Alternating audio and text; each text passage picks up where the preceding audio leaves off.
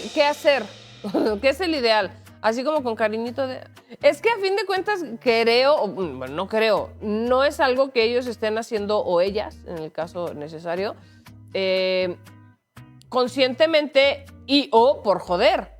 Es algo que su cuerpo está generando, no es como que, ay, voy a hacer que sea cabrón, Como no contesté el celular, por ejemplo, ¿no? Que dice, ay, que le conteste a su madre, estoy en la fiesta. Esa situación no es algo que tú digas, pues lo controlo, ¿no?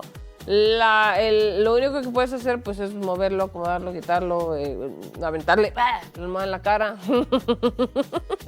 Todas las soluciones. Creo que también depende del humor, ¿no? Si ese día hubo algún momento incómodo en la relación, ahí se agarra acá el almohadazo, ¿no? ¡Pah! ¡Cállate! Quiero descansar. Si todo fue miel y dulzura durante el día y no hubo nada que lamentar, sí es así, amor, ¿te acomodas, por favor?